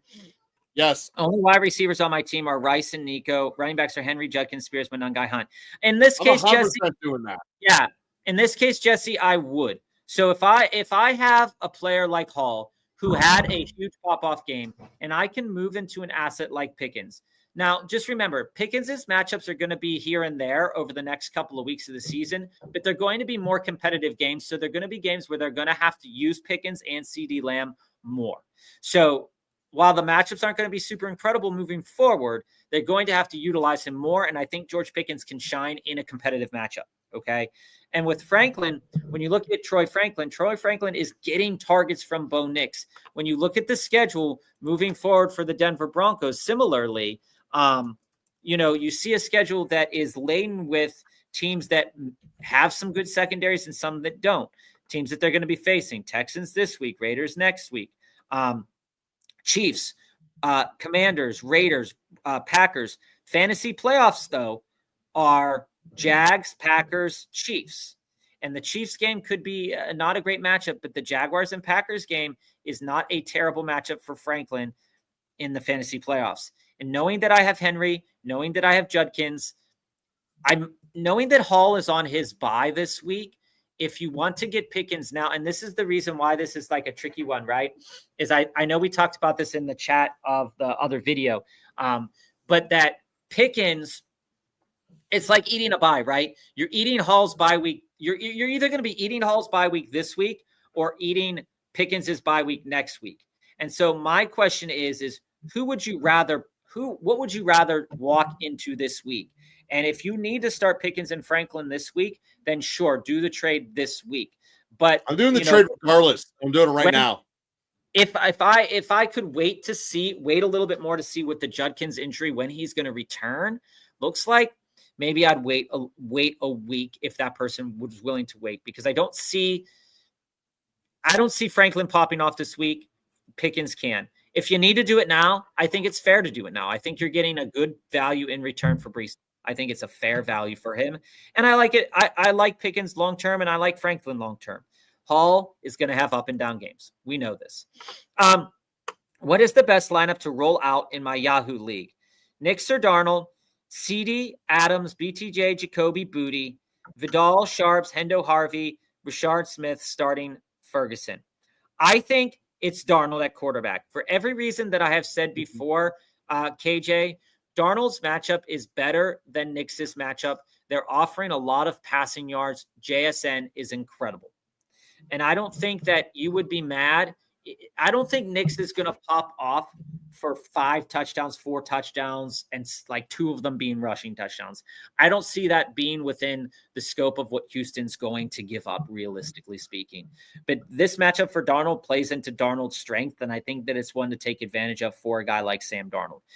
CD and Adams, absolutely. Start those guys. I have no problem starting those guys. They're absolutely on my, they're absolutely playing.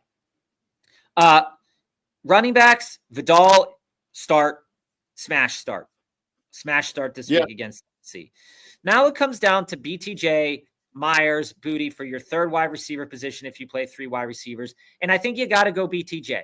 I talked to you guys about why I think Hunter's the better play. If BTJ is healthy, and this decision can't be made until all of the practice reports wrap up for the week. But if BTJ is fully healthy, BTJ coming out of the bye, they've probably worked on some things. They're going to try to pepper him with targets. They're going to try to pepper Hunter with targets as well. I think you got to, out of your lineup, I think you got to roll into BTJ on that side. Now, in terms of my second running back, I think Sharps offers you touchdown upside, whereas Henderson doesn't. And I'm very concerned about Henderson's usage. But if Stevenson doesn't play, Henderson is a great play in your lineup right here.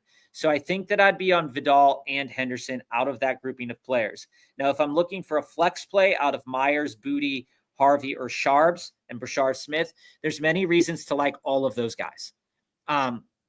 You look at, Joe told you about Sharps earlier. We talked a little bit about Myers. We talked a little bit about Booty. Now, the matchup for Booty, again, isn't like super incredible. He could draw AJ Terrell. He might not. It really all depends, but he's not getting us a lot of targets. And that's the thing to know about Booty. He's not getting a lot of targets. So his target share is not as high as BTJ, Jacoby, or Adams or CD, but he could definitely make a play. Whereas I don't know if Jacoby ends up falling into the end zone this week, but Booty absolutely has that in his scope. So if I'm going, BTJ gives you better love of both of them. Right. No, but I'm saying if I'm looking for a flex, if I'm starting CD, you're talking second flex or flex there. Yeah, I mean that's flex. I think Booty's a really interesting flex this week. So out of your grouping of players. And again, I do like Jacoby. So you can lean into Jacoby for the volume. Jacoby's the volume play. Booty is the upside touchdown play. Looking at the totality of your lineup, I do think that you are going to get enough volume that you don't have to start Jacoby and that you can play into the touchdown upside of a guy like Booty. Now, Harvey got 3 touchdowns on nine total touches this past week. That's incredible. Yeah, Harvey's electric, but I don't think you're going to get that this week out of the defense he's playing. But guys, it's awesome. You guys got Bob here for the rest of the day. I'll see you Monday. All right, so let's get back into these quick hits here. Going down the line, I just trying to get back into where we were at. Steve, do I start the Raiders D or the Ravens D tonight? For some reason, I like the Raiders at home against the Jags. Like I've been saying, the Jags are probably going to try to throw the ball a good amount. And I think that the Ravens defense just isn't that great. Maybe the return of Roquan Smith will necessitate that they're going to do better. But the problem is that short week, we have been burned by defenses on these short weeks many, many, many times. You can ask anybody in the chat. All of these defenses that we've tried to play on Thursday night have just not hit right. The Raiders are a sneaky start. I think there are better starts than the Raiders or the Ravens. And I'd try to look into that. The Bears defense, do I think the Bears defense is a good play? If Flacco's not playing, the Bears defense is a reasonable play. If Jake Browning's playing, the Bears defense is a reasonable play. I don't really like any of those 3. But if those are your only options, I do take the Raiders over the Bears and over the Ravens. What are our thoughts on Flowers? I like Flowers. This week, Flowers has a tougher matchup than he will have, historically, at the rest of the season here. But Flowers is definitely one of those guys that's purely a hit or miss guy. Right now, it's not looking good this week. 6 targets for Flowers doesn't really paint a good picture, but he's going to get volume in some way or another. They're going to get him the ball. He's a playmaker. And so when you look at this week, okay, he's got, if he gets, so Cooper Rush gave him Cooper Rush, Tyler Huntley, etc. 9 targets, 5 targets. And then, going back to Lamar, 8 targets, 3 targets, 11 targets, 9 targets. His targets are great. So if I'm looking for a wide receiver and I want to trade for a wide receiver, this is why I've suggested in the past, I want to get into Zay Flowers. Zay Flowers right now is a perfect time to buy low. And he is a buy low, but he's getting productive. He's putting up productive points every single week. 14 points, 10 points, 12 points, 14 points. You take away the Detroit game, 15 points, 31 points. He always has the chance to pop off. He has not gotten a touchdown since week 1. Okay, so if you subscribe to Positive Touchdown Regression and he's getting 14 points just on volume alone, right?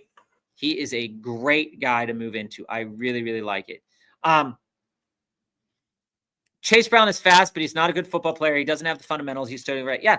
I mean, this is what we know about Chase Brown. And if you drafted Chase Brown in the 2nd round, 3rd round of this year's draft, you were hoping that the volume would be consistent as it was last year and that Joe Burrow would protect him like he did last year. Joe Burrow got hurt. That did not play out. You do need a quarterback to spread the field so Chase Brown can get yards. Thinking about putting JD5 on the block, I have him and Lamar. Who would you trade him for a running back? If I have Lamar and I want to trade Jane Daniels, and I think it's fine to trade a quarterback of Jane Daniels' caliber, even without Lamar, because there are quarterbacks that will put up, good numbers as well. Pardon me. So if I'm trading Jane Daniels, I would try to pair him up with one of my big guys and maybe go after your Gibbses. See how much a Gibbs is going to cost.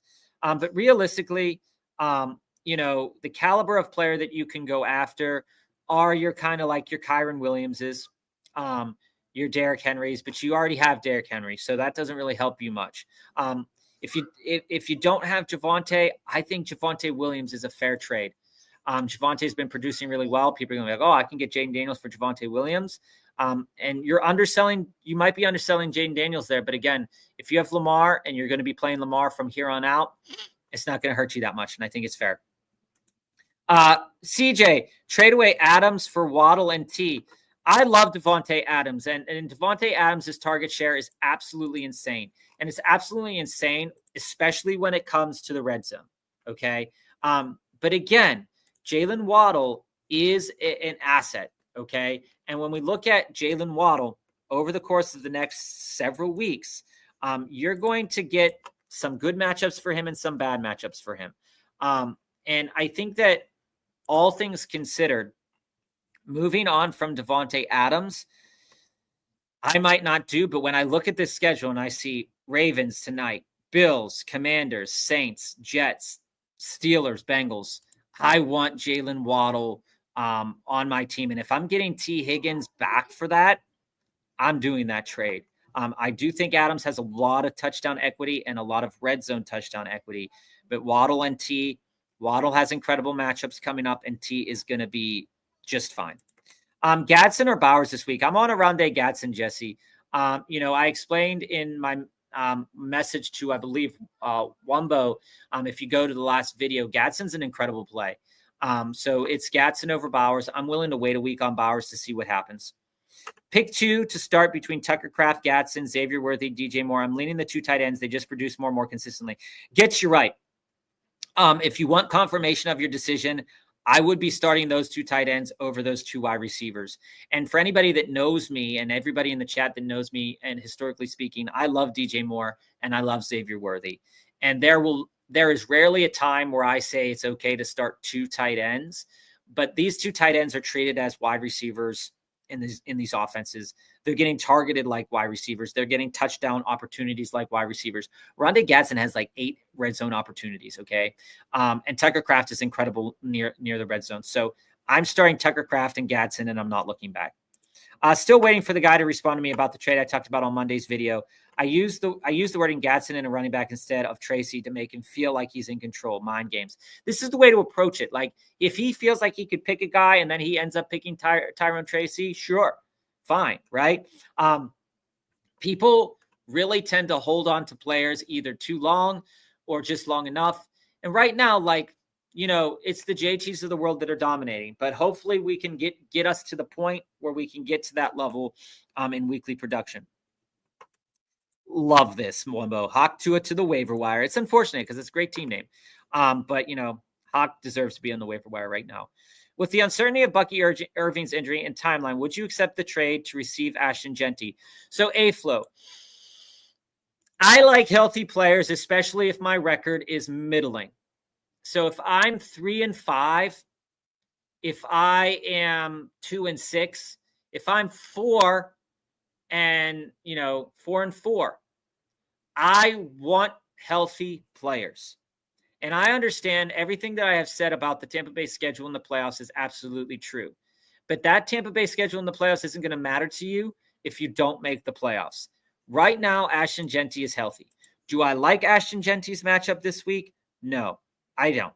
Do I like Ashton Genty overall in the future? Not really. But I think it's fair compensation to move Bucky into Ashton Genty. Do I like Ashton Genty? I do not. But if I need a running back, I think it's fair to move into Genty. The reason why I don't like Ashton Genty going down the stretch here is he plays the Texans in week 16. He faces the Eagles in week 15 and faces the Giants in week 17. The Giants game could be good for Ashton Genty. Leading up to that, he has the Browns on November 23rd. He has the Broncos in 2 weeks, and he has the Cowboys in 3 weeks. So you could see some floor games from Ashton Genty. He's going to need to get into the red zone for that to be productive. But A-Flow, I would consider this because I would rather not keep waiting for Bucky if I had a middling record. If I had a winning record, maybe I would keep waiting for him. But there's a chance that he might not come back in play this season to a level that we want. So I worry about that. Bones, what's happening? Denver without Pat Surtain or Baltimore tonight versus Miami? So like I said, I think that Denver, knowing this news with Pat Surtain out, that really does affect Denver's probability of winning that game. And they're not really an incredible defense without Patrick Surtain. So everybody going back to that question about Nico earlier, knowing that Patrick Surtain is out. I've been at work all day, so I had not seen that he was out. And if that were the case, then Nico would be the guy that I would be rolling into. So for that question, it would have been Nico and DK for the earlier question that we had. So hopefully going back, you see that. Denver without Patrick Surtain doesn't really delight me, and neither does Baltimore against Miami. But if I had to pick between the two, I think that I would try to lean into Baltimore over Denver there. It's a tough call, though. I don't really like Denver's defense without Patrick Surtain because their secondary is not very good without him. And Bones, pretty fantasy irrelevant game for me tonight. Through 4 leagues, I have no players starting for me or against me. I like that. I like that a lot. Week 7, Dolphins are horrible. They lost to the Browns by 25. They can't turn this around. Week 8, Dolphins are amazing. They beat the Falcons by 25. They're up and coming. You will never hear Joe. You will never hear those words come out of Joe's mouth.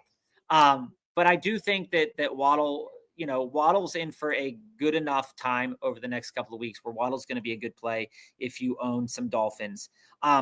Losing to the Browns by 25 and beating the Falcons by 25 is just weird because the Falcons are proving to be just as up and down as Miami is this year. And that's probably to blame with some defensive issues and some, quarterback play. Would I trade Hall for London? I think London's a great get, Jesse. If I need a wide receiver and I can move Hall right now to move into Drake London, I think I'd do that. I do like London overall. Again, it really depends on what quarterback's throwing him the ball. There are some good matchups that he has in the future coming up. Falcons play Panthers, Colts, Saints, Jets, Seahawks, Buccaneers, Cardinals, Rams. Those are some matchups that they can definitely take advantage of. Yeah, I like London. Got Malik Washington on my bench as well. Should I start over Travis Hunter PPR? Jazz, I really don't think that Travis Hunter would be worth benching for Washington. Just an idea here is that, yes, Baltimore's secondary has been trash. He is going to be a high risk, high reward player. When you look at the last 4 weeks for Malik Washington, 5 targets, 8 targets, 5 targets. Okay. And he's not getting a lot of yards on these targets. For, no yards, 22 yards, 30 yards, 36 yards. Last week they took him off kick return duty. So if that's something you're looking at, I think I'm still on Travis Hunter. Yeah, Isaiah Pacheco not practicing definitely pushes me more and more and more and more into why does this sound? Oh, so the thumbnail said Joe was alone because my son's dealing with a little bit of a rash. We can't figure out what's going on. So I told him earlier today that I might not be able to make it. So it just had him on the cover. And then I ended up making it because my wife said he'll be fine, we hope. What's the chances of Bucky coming back after the bye? Want to know if I should drop Rachaad White for another usable player. I wouldn't drop Rachaad White. There's been no indication, KJ, that Bucky has been adequately healing in the capacity that they want him to heal in. And I don't think that they want to re-risk an injury in a game. So I can definitely see Rachaad White starting again in week 10 and then pushing Bucky to week 11, week 12. I think it's perfectly fine to keep Rachaad White on your team. Anytime I read comment on guy's name, I do think of the theme of the Lion King Circle of Life. Yeah, I like that. That's a good one. That's a good one. But I think I might change my team name, actually. Don't want to start Jacoby Gino. He's terrible. That's fair. That's fair. I agree with you 100% that Gino is terrible. But the opportunity should be there for Jacoby to be okay. Likely or Ollie Gordon in the flex. Also Dart or JD5. Thanks. Yeah, no problem. What I see here is that likely or Ollie Gordon. I think that Ollie Gordon probably has a good chance to get into the end zone tonight. So I'm on Ollie Gordon.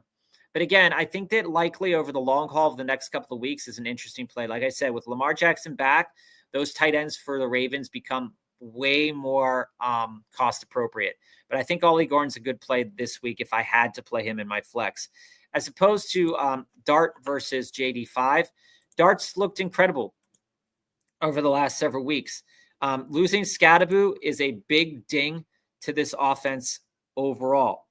And I don't think they're not that far apart in projections, and San Francisco hasn't been a very good defense. So I would land on Dart because there is just that injury concern for Jane Daniels that he might get pulled or he could be absolutely healthy. But I think that Dart's great.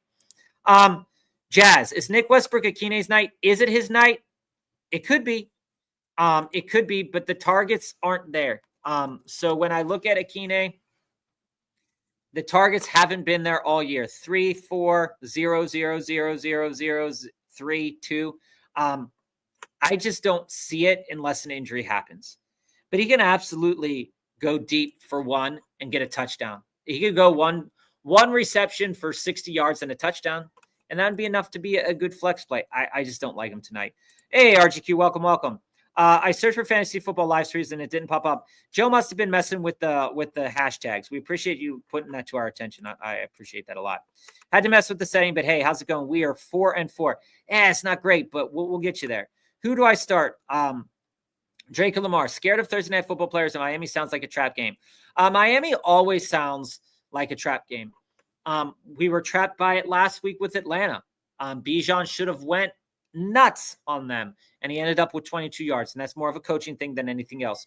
When I look at the quarterbacks that you are looking at right here, I absolutely love Lamar tonight. But Drake May could smash Atlanta, okay? Now, here's the thing about Drake May. Drake May is not going to get you that 30 touchdowns, but he has posted 27 points in 2 out of the last 3 games. When you look at DK, DraftKings scoring, he is probably going to end up somewhere in that 2 touchdown market. So if you think Lamar is going to get more than 3 touchdowns, Lamar's the play. I think Drake May is a safe play.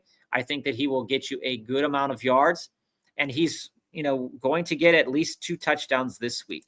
So if that's kind of what you want to roll into and you want a little bit of a safer play and wait on Lamar, I don't see a problem with that. Again, when you look at the matchup versus Atlanta, they're offering about 25 total passing attempts Atlanta is to quarterbacks and around 173 passing yards and 2 passing touchdowns per game. So it's those passing touchdowns that you want to see. If Drake May can get to 220, 225 yards, I think it's fair that's well within his purview. Miami, on the other hand, has not been offering a lot of yardage to quarterbacks, but they have been allowing a little bit more yardage to quarterbacks on the ground. So, that's something to think about as well. I just see Drake May as being a good play RGQ for you tonight or for Thursday or for Sunday over Lamar, but I do like Lamar a lot. What's the word on Jacoby? He's on the waiver wire. Like I said, last week, Jacoby Myers is one of those players that if you have the roster space and you don't have to dump anybody valuable, sure, he's worth a look. As Quincy said, Geno Smith is trash. Fair. That is a fair point to make. And I think that with Jacoby Myers, you are going to get volume. If he gets moved, that's fine. But there is a strong likelihood that he also doesn't get moved. And if he does get moved, he's not going to be worth starting either. So if you want to pick him up and you have the room, pick him up. But I don't think he's a must pick up. And he's not a must start this week either. He's just a potential volume play that you can roll into. Rash decisions. You're welcome, Jesse. You're welcome. RGQ, May, Lamar, Amon, Nico, Rome, Keenan. I love this wide receiver room. Kyron, Chuba, Judkins, Laporta, Alvin Kamara, Hunt is on the waiver wire. Having a hard time starting Chuba this week.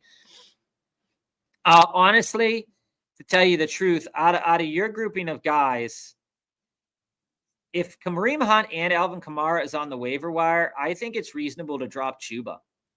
I know that that's weird for me to say as a guy who really is a big proponent of Chuba Hubbard in this offense. And he could, if Rico gets hurt, he could absolutely go back to having great numbers because Carolina wants to be a run-first team. You can absolutely also drop QJ. Earlier, I said to Jesse that QJ doesn't have to be a drop. He's still getting a good amount of volume. Just last week, he didn't get any volume. And sometimes that happens. QJ does disappear. That volume did go to Arondé Gadsden, Ladd, and Keenan Allen. So when I look at this, do I think it's relevant for you to continue to own 2 Chargers wide receivers? No. So in your case, I do think QJ's a drop. I am interested in drop. If I had to drop 2 players, I would drop QJ and Chuba, and I'd pick up Kareem and Hunt, or Kareem and Kamara. I know Kamara is dealing with that injury as well. But I think it's fair to say that both of those players might be a long-term better play than Chuba right now. So if you want to just drop one, you can drop QJ for Kareem Hunt.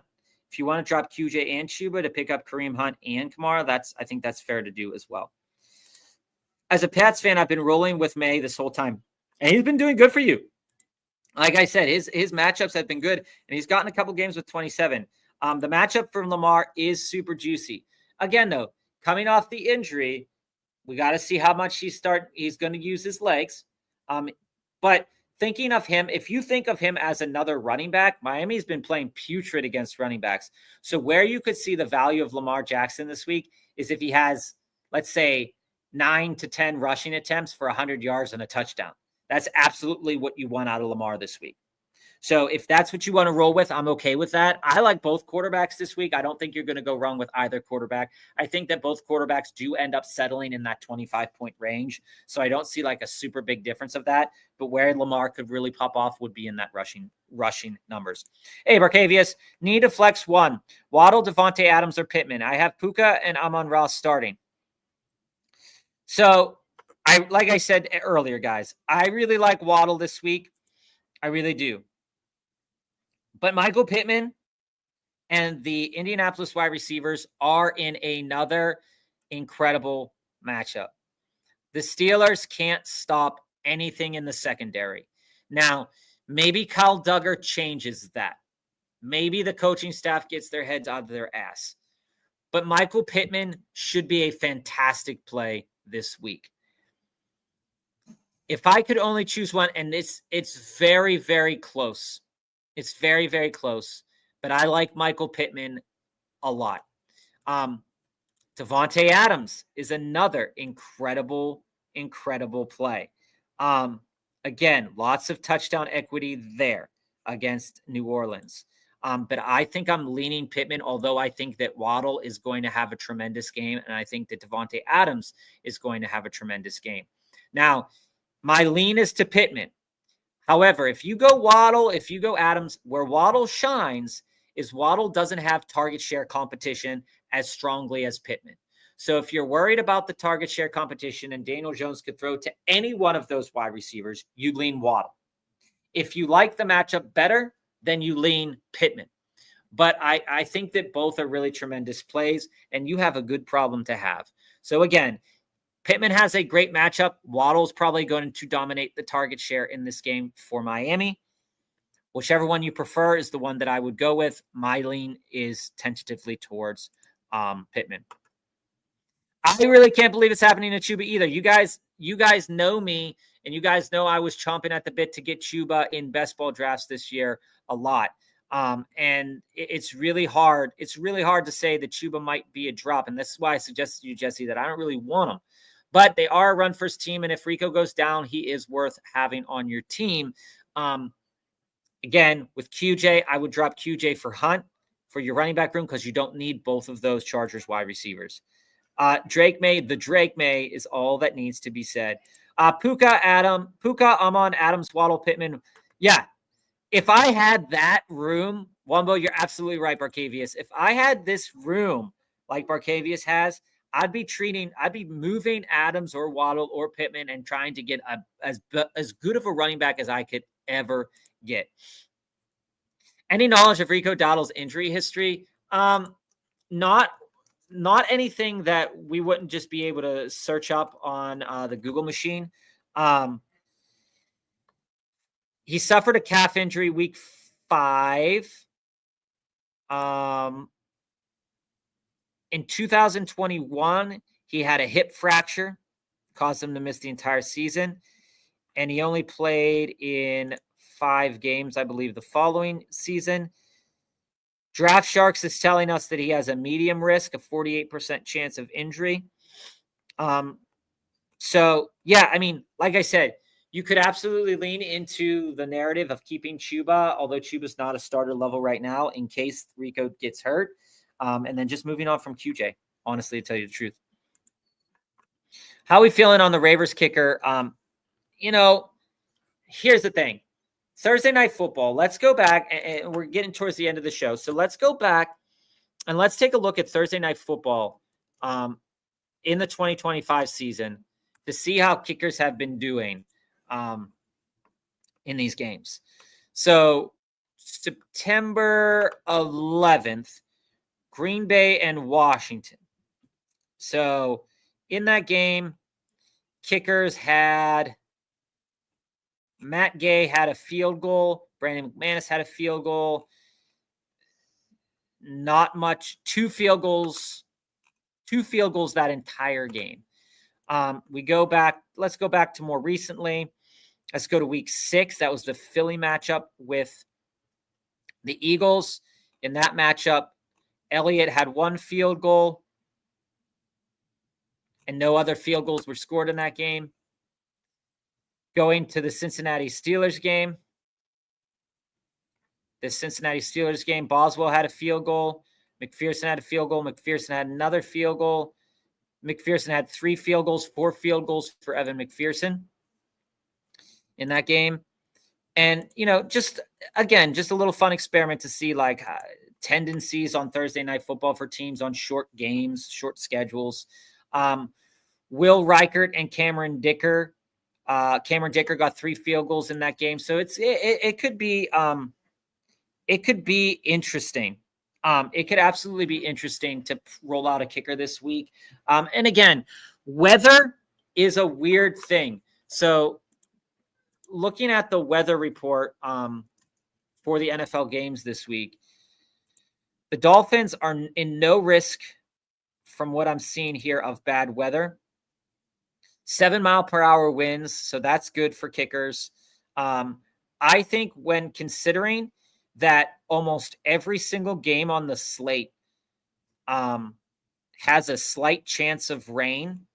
So we go in Detroit, Green Bay, Titans, Patriots, Giants, Steelers, Buffalo all have a chance of rain. So that really decreases the amount of kickers that are available to us this week.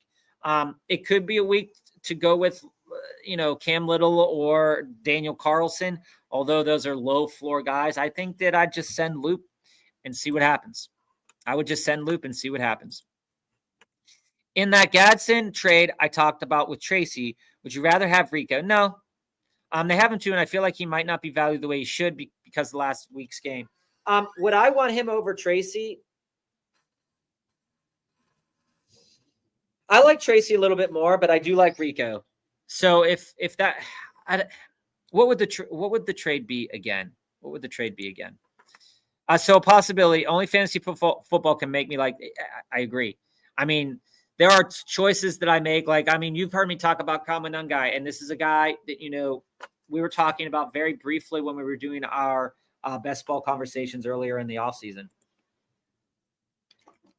Do you have a depth piece at running back off the waiver wire? All right, so let's take a look. Now, guys, in my one league, we have 8 bench spots and an IR spot. So, there is realistically no running backs available in my one league, and nobody wants to trade, which sucks. As I told you guys earlier on Monday, Devin Neal remains limited with an ankle injury. However, with Kamara also dealing with an ankle injury, my question is, do they put Taysom Hill at running back? Interesting, right? I think that's a situation to monitor. If Kamara can't go and Devin Neal can, I think Devin Neal is an interesting stash for sure. When I look at other running backs, I don't think any of those Indianapolis guys I don't think are worth holding, because even if Jonathan Taylor were to get hurt, none of them profile good enough to replace the type of production that Jonathan Taylor can have. So then you go down the board there. Ollie Gordon, if he's available, is a guy that I'd go after. Again, if you lose out on Tyrone Tracy, maybe you want to put yourself into old man Singletary. I don't really like that as much. And an interesting one, and one that I like. Again, I don't fully condone. I don't fully condone moving into this player. But with Terry McLaurin out, Jeremy McNichols is an interesting player. Now, in terms of stashes, he's not worth a stash yet, but I would keep my eye on him. If another injury were to pop up in Washington, he could move himself into fantasy relevancy over the next several weeks, especially week 11 against Miami. So I think that he's a guy to kind of look out at. Samaje Perine is a guy to continue to look at. And you all know, Dylan Sampson, et cetera, et cetera. So those are some guys that I'm keeping my eye on. I'm not picking them up this week in terms of Jeremy McNichols. But I think that Devin Neal is interesting enough for a pickup this week. Yeah, I would just definitely keep your eyes on the rain this weekend for kickers. Kickers in rain, kickers in wind, especially kickers in wind. I'm not seeing anything about potential wind gusts yet because it's only Thursday. And no matchups popping off as red. Nothing's going to be cold, so it's going to be interesting.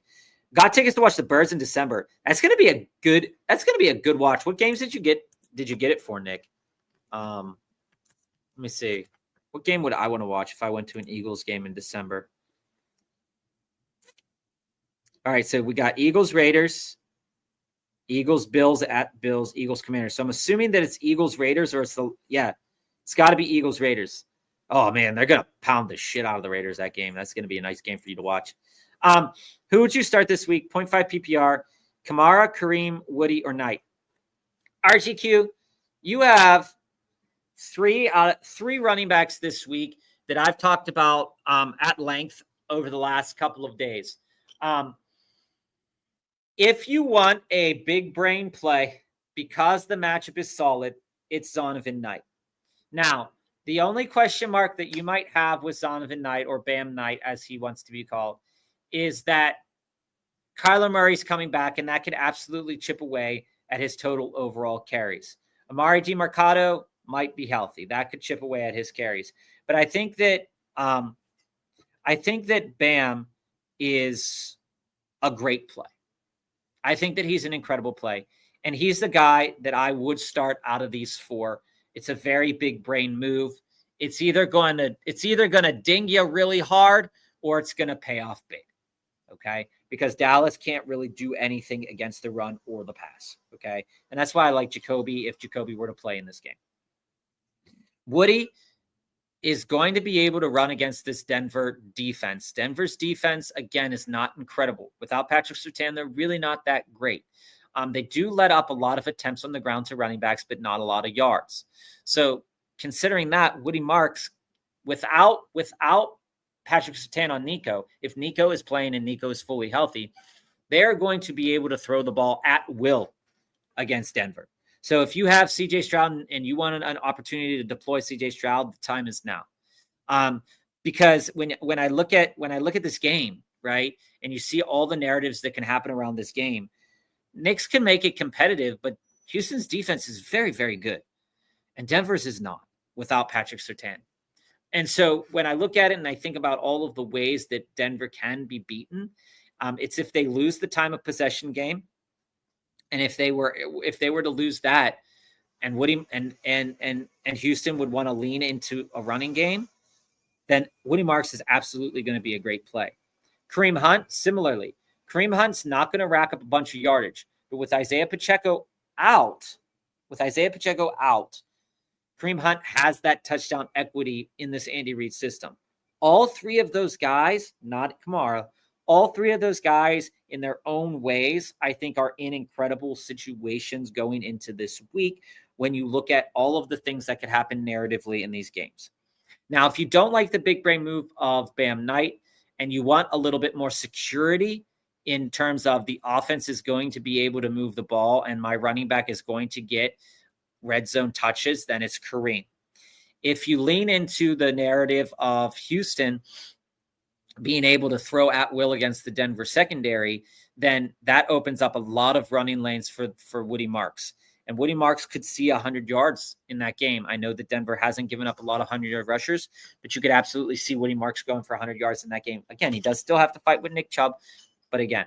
And Zonovan Knight, Bam Knight, incredible matchup, incredible situation, but will Arizona be able to keep pace with Dallas? I don't see a reason why they can't, but with Kyler Murray, that's always a question. So I do tend to lean Bam Knight, but I do really like Woody and Kareem as well for the reasons that I said. I think the guy that I'm working the trade with, he hasn't read the message, but I'm assuming it'll be two wide receivers between Addison, Diggs, and Downs for Gadsden and running back, but I don't need to make the trade, and he does. He has Chase Brown, Sharps, Tracy, Rico, Monty, and can't start them all, but has to start Wandale and Keon Coleman.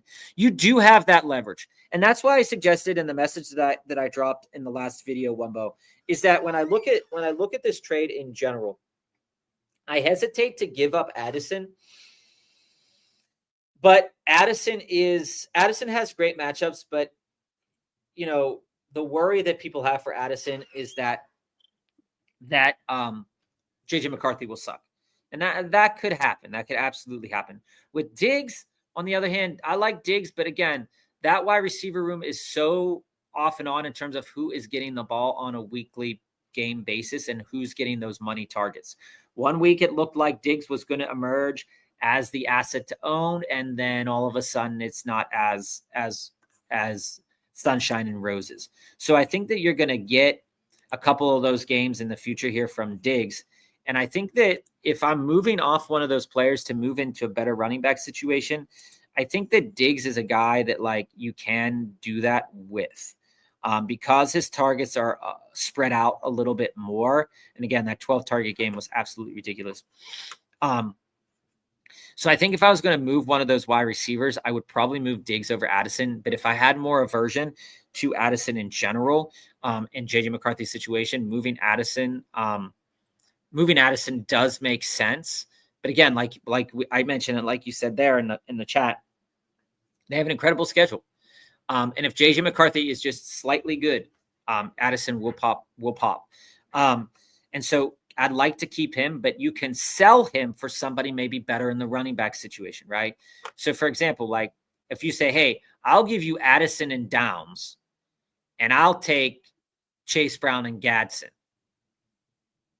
And he might go, oh, okay, I don't mind starting Tracy, whatever. Monty's kind of that a low floor kind of guy where he's going to have to get that work to get there. So I'd look at those matchups going forward to see where Monty is in terms of what I'd want to give up. But if I could go and trade Diggs and Downs for Gadsden and Chase Brown, and you just convince the owner and be like, yo, bro, like you got to start Wandale and Keon. Do you want to do that? And with Diggs' injury, though, it might be a little bit hard to sell him on Diggs, but that's why I'm trying to tell you that Downs has an incredible matchup this week. So if you need something to sell, you sell that Downs matchup this week and say, hey, man, Indy is cooking. And Downs is going to get targets. Downs is going to get the same amount of targets as like Diggs in a week-to-week basis. So like if I could do Diggs and Downs for Gadsden and Chase Brown, absolutely do something like that. Just understand Chase Brown does have limited upside if Flacco's not playing. Exactly. He has been doing good on limited opportunities. When you look at Josh Downs, and this is something that has been the case for Josh Downs because of how he plays positionally, right? Going across the entirety of the season, Wumbo here, starting week 1, 3 targets, then week 2, 8 targets. 3 targets, 5 targets, 8 targets, 7 targets, then 0 because he was hurt, and then 3 targets again with the touchdown. On the course of the entire season, he's sitting at 2 touchdowns. So he absolutely has room to grow, and his snap count could absolutely increase over the course of the next several weeks. But as we know that his snaps are limited in general. Pittman and Pierce are on the field more than Downs. But also, when you look at it, Diggs is on the field around the same number of times as Josh Downs is. So these two players are pretty much both in the same capacity, and Addison is the outlier. Addison is that wide receiver too. He is on the field every play or almost every play. Diggs and Downs are not. That's why I'm not selling Addison. I'm selling Diggs and Downs because they have limited snap opportunities in comparison to Addison. And knowing that he's practicing full, that's a good opportunity for you to sell. So if it were me and I had the opportunity to trade Diggs and Downs, I would try and I'd say, hey, Gadsden and Chase Brown. And if he says no, and I was like, all right, well, then I'll take Tyrone or Rico. And just kind of work with that. Pick whatever running back you think has more upside long-term. I think Tracy does lean into it because we know that Scatterboo is already hurt and not coming back. And it doesn't seem likely that the Giants would trade for a running back. And again, Old Man Singletary is not that great. So I think that's where I'd land at. So guys, good luck this week. We'll be back Monday, 3:45 with all your start sits, talking about what happened during the week. We wish you the best of luck. Like, follow, subscribe, watch us on replay if you wanted to hear back some of the thoughts that we had. And good luck to everyone this week. We appreciate everybody being here. All right, Local Football Flavor out.